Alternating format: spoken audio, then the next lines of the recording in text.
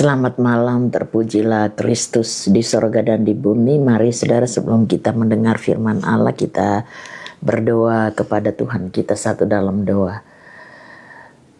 Bapa Surgawi, Bapa yang penuh dengan rancangan yang tiada terbatas untuk setiap anak manusia, terima kasih atas waktu yang ada Engkau beri bagi kami untuk kami belajar firman-Mu, dan kami percaya Roh Kudus menaruh sesuatu pemahaman yang lebih untuk bisa memahami hal yang sesungguhnya dari bagian firman Allah. Kuasa-Mu bekerja bagi kami bersama dalam nama Tuhan Yesus. Kami terima firman-Mu. Haleluya. Amin. Saudara, mari kita memperhatikan firman Allah yang diambil dari dalam Amsal ya, Amsal pasal yang ke-12. Kita akan melihat pada ayat yang kedua bagian A saja. Orang baik dikenang Tuhan. Kalimat yang ada kalau setiap orang bisa menangkap kira-kira apa tujuan Tuhan dengan perkataan itu, maka jelas masing-masing pribadi akan berbenah diri untuk berjuang melakukan sesuatu yang berdampak buat kehidupan yang ada, sehingga oleh penilaian Allah menjadi sosok pribadi yang dikenannya. Nah, kita memperhatikan bagaimana Allah memperkenankan setiap orang untuk, maksudnya bagaimana Allah menilai keberadaan hidup setiap orang, apakah orang yang ada berkenan atau tidak. Itu semuanya punya ukurannya. Nah, kita melihat bagaimana contoh dalam Alkitab. Kenapa kalau dalam kitab Kejadian ya, kenapa kita melihat dalam sejarah Ham itu adalah orang yang terkutuk, yang dikutuk oleh ayahnya sendiri. Kenapa? Ternyata kalau dilihat dari hukum firman, ya dia tidak menghargai orang tuanya. Nuh kan sementara mabuk, kemudian dia melihat aurat ayahnya, dia tidak menutupinya. Tapi dia datang kepada Sem dan Yafet memberitahukan tentang keberadaan ayahnya dalam keadaan telanjang. Bagi Sem dan Yafet, mereka enggan untuk melihat hal itu. Sekalipun mereka juga adalah laki-laki, tapi mereka punya keengganan. Nah, bagaimana engkau menilai keberadaan dirimu? Apakah engkau sosok yang berkenan kepada Tuhan? Tergantung sejauh mana engkau memperhatikan apa yang menjadi real firman Allah. Begitupun dengan Saul. Kenapa Saul kemudian dikatakan dia ditolak oleh Tuhan? Ternyata kalau kita membaca sejarahnya, Saul ini sebenarnya orang luar biasa yang dipakai Tuhan untuk menumpas bangsa-bangsa tertentu yang berperang dengan Israel. Tapi kemudian dia ditolak. Bahkan kalau saudara mau baca dalam 1 Samuel pasal 13, di sana engkau akan menemukan yang mana Tuhan berbicara kepada Nabi Samuel. Dia menemukan orang yang lebih berkenan, orang yang berkenan di hatinya. Dan itu Saul itu sudah ditolak, sudah ditolak. Nah, kenapa ada penolakan? Karena kalau diukur dengan perbuatan Saul itu luar biasa, dia menumpas para musuh. Ini perbuatan yang gagah perkasa. Tapi apa untungnya itu semuanya di hadapan Tuhan kalau tidak disertai dengan kepatuhan terhadap bagian-bagian tertentu yang Allah inginkan untuk ada melekat dalam diri daripada Saul itu sendiri. Tapi bagi Daud, kenapa dia dikatakan, aku telah menemukan orang yang berkenan di hatiku? Karena Daud adalah orang yang punya penundukan diri dengan apa yang sudah dia tahu. Apalagi menyangkut aturan Allah. Berkenan artinya kalimat ini berkenan kepada Tuhan. Artinya Tuhan menyukai orang itu. Tuhan senang dengan keberadaannya. Jadi kalau Tuhan senang dengan keberadaan orang itu berarti ini orang tidak main-main dia. Dia selalu mengedepankan apa yang Tuhan inginkan. Nah, tidak beda dengan kehidupan semua orang yang ada di muka bumi ini. Siapapun engkau dan engkau dari ras mana, mungkin engkau orang kaya atau orang miskin, atau berpangkat, tidak berpangkat, itu tidak menjadi standar di hadapan Tuhan. Tapi yang menjadi standar, apakah hatimu condong untuk menjadi sosok pribadi yang berkenan kepada Dia, atau lebih condong untuk melakukan hal-hal yang kurang pas menurut ukuran Allah. Jadi yang bisa menilai, yang bisa mengenal hal itu adalah pribadi, diri sendiri. Kadang-kala saya kalau orang datang di sini berdoa, kadang-kala tidak nyadar dengan keberadaan dirinya. Berpikir itu sudah, ya saya tidak menilai orang-orang setia masuk gereja, tidak. Tapi alangkah baiknya kalau setia masuk gereja itu bareng dengan cara hidup di setiap harinya. Tidak hanya menunjukkan kepada dunia yang mana engkau orang rajin masuk gereja, tapi cara hidup yang bagaimana dulu yang dia inginkan. Ada orang rajin masuk gereja tapi dia pembatowo, pembadusta. Ada orang yang masuk gereja tapi dia penipu di sana. Ada orang yang rajin masuk gereja dan dia juga pelayan, tetapi dia tidak ada belas kasihan bagi orang lain. Nah, apakah keberadaan ini akan menjamin untuk dia berkenan kepada Tuhan? Tentunya tidak. Yang membuat seseorang berkenan kepada Tuhan, alias Tuhan menyukai orang itu, adalah bagaimana dia memposisikan dirinya di hadapan Tuhan. Yang jelas, hidup orang itu searah atau setara atau sejalan dengan apa yang namanya firman. Saya banyak kali kan bicara tentang hal-hal seperti itu. Karena bagi saya bicara soal kesembuhan itu mudah saja. Saya banyak melihat kan. Tapi yang paling pokok yang Tuhan cari, yang Tuhan ingin lihat, pemulihan untuk kehidupan yang ada, itu yang paling pokok dia perhatikan. Soal kesembuhan itu gampang sekali. Sebab saya banyak melihat orang datang di sini. Kadang-kala ada orang bilang begini, ibu, kita datang di sini sakit sekali. Siapa kita ada bercerita dengan ibu? Siapa kita surasa baik? Bahkan ada yang bilang, ibu, kita kalau bercerita dengan ibu senang sekali. Kita rasanya tidak mau berhenti kalau bercerita dengan ibu. Kenapa? Karena saya bicara firman, memberitahu sesuatu fakta menyangkut kebenaran firman Allah, yang tidak mau makan puji, tidak. Jadi apa yang Tuhan senangi untuk ada melekat dalam dirimu, kalau engkau ingin Allah senangi hidupmu, maka perhatikan hal itu. Sebab kebanyakan orang hanya merindukan berkat. Ya itu tidak salah. Tidak salah. Karena itu semua milik Tuhan.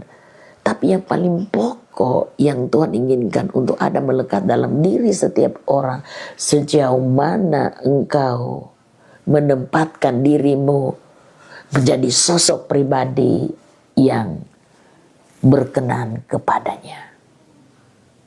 Ada perkenanan Allah dalam hidupmu. Jadi ini tidak bisa dipoles, tidak bisa ditutupi oleh orang lain. Mungkin ada orang bicara, oh itu ibu sana pe baik, pe ini sekali, pe peduli. Nah, itu penilaian manusia, penilaian luar manusia. Tapi penilaian Allah memantau luar dalam hidup setiap orang. Apakah perkenanan Tuhan ada dalam hidupmu? Itu tergantung sikap hatimu seperti apa. Banyak orang keluyuran kemana-mana dan di mana mencari sosok pendeta yang tenar. Itu tidak menjamin. Tidak menjamin. Siapapun yang berhubungan denganmu, ya memang ada juga orang yang bisa menambah wawasan untuk kehidupan yang ada. Bergaul dengan orang yang memiliki wawasan luas, wawasanmu menjadi luas. Bergaul dengan orang yang begitu takut dengan Tuhan, hidupmu pun lambat laun akan terkontaminasi dengan keberadaan orang yang seperti itu. Tetapi selanjutnya kehidupanmu itu tergantung keberadaan dirimu. Seperti apa engkau memposisikan hidup ini menjadi sosok yang berkenan kepada Tuhan, itu hidupmu sendiri. Hidupmu sendiri. Jadi seperti apa engkau menunjukkan kualitas rohanimu, bukan kepada manusia, tetapi kepada Tuhan. Karena semuanya Dia memantau, bukan ke dalam Mazmur kan. Di sana dicatat Dia memantau, memperhatikan dari sorga kepada anak-anak manusia. Adakah yang berakal budi yang mencari Tuhan? Jadi dalam pemantauan kita ini semua, saya bicara firman pun dalam pemantauan Allah. Mungkin bagi penilaian orang, saya itu orang yang senang-senang dengan firman, memberitakan firman, itu baik sekali. Tapi apakah di hadapan Tuhan hidup saya cocok dengan apa yang saya beritakan? Nah, ini yang jadi pertanyaan. Kita bisa saja bicara soal firman Allah, bisa, semua bisa. Tapi yang Tuhan lihat adalah bagaimana hati ini, hidup ini, caranya seperti apa di hadapan Tuhan. Kita bisa bicara leluasa tentang sebuah keadaan, tetapi yang menjamin kehidupan adalah sikap hati kita seperti apa, dan itu nampak dalam praktek hidup di setiap harinya. Kadang-kala engkau ketemu dengan orang yang begitu senang kelihatannya denganmu, tetapi di balik daripada dia dapat lihat senang, itu terselubung sesuatu yang tidak baik di sana. Nah, siapa yang bisa melihat model demikian? Tuhan bisa melihat hal itu.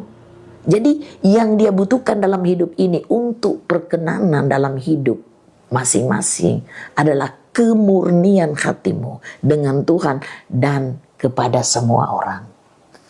Dengan kawan-kawanmu seiman. Seperti apa engkau berlaku dan di komunitas mana engkau bergaul. Yang Tuhan lihat adalah ini hati ini seperti apa. Ada orang dapat lihat baik-baik licing kadondong. Tapi ada orang dapat lihat baduri menusuk tapi sama dengan durian, bagus. Mulutnya tajam tapi hatinya bagus. Jadi ini tidak bisa dinilai oleh manusia yang model-model demikian. Tidak bisa. Tidak bisa seseorang mencap orang itu jahat.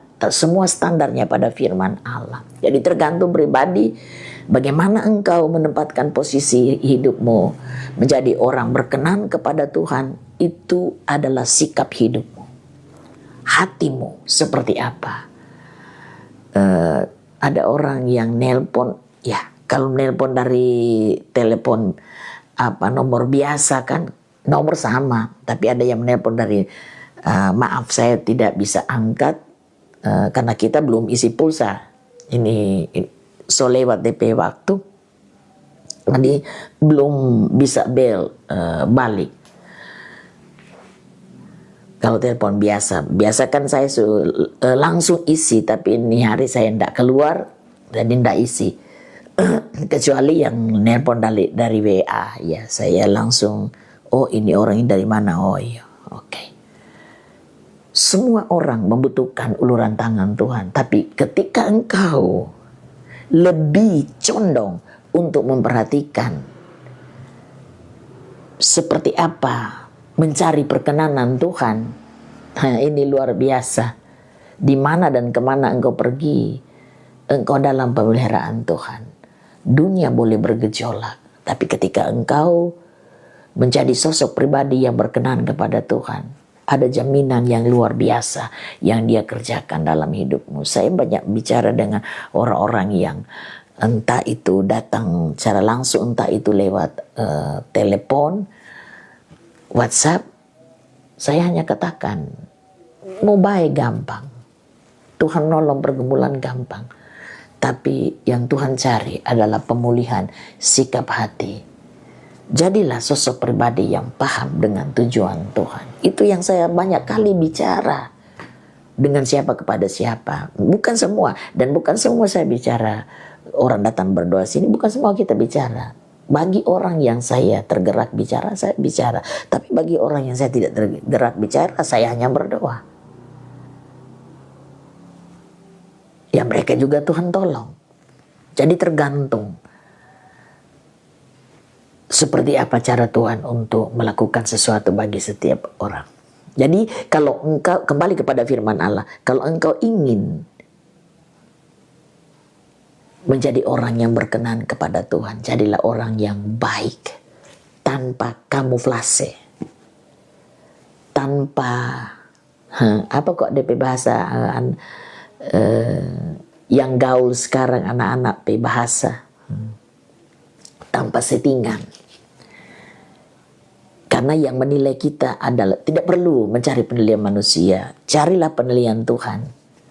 Itu yang paling indah, sehingga engkau menjadi orang atau sosok pribadi yang berkenan di hadapannya. Oke, sampai di sana kebenaran firman Allah, dan mari kita berdoa kepada Tuhan. Terima kasih Bapa atas bagian kebenaran firman Allah. Engkau menginginkan supaya setiap orang berlaku baik untuk mencari perkenanan Allah dengan ketulusan hati.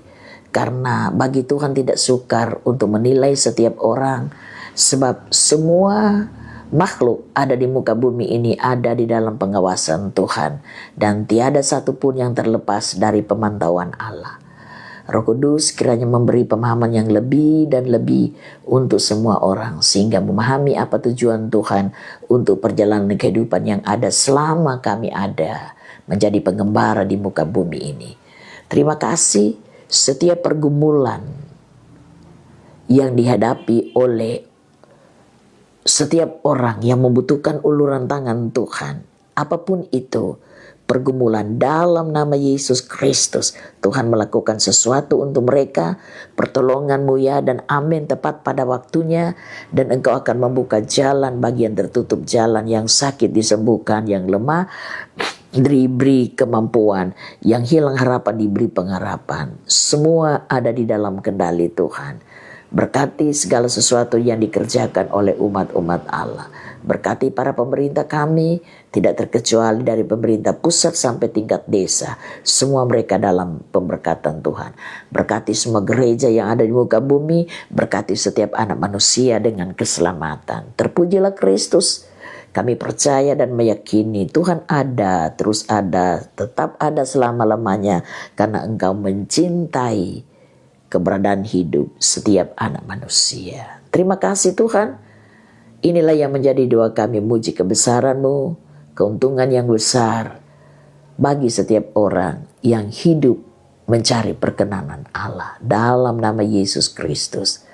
Inilah doa hamba. Haleluya, haleluya. Amin. Oke, Tuhan Yesus memberkati. Shalom. Selamat malam.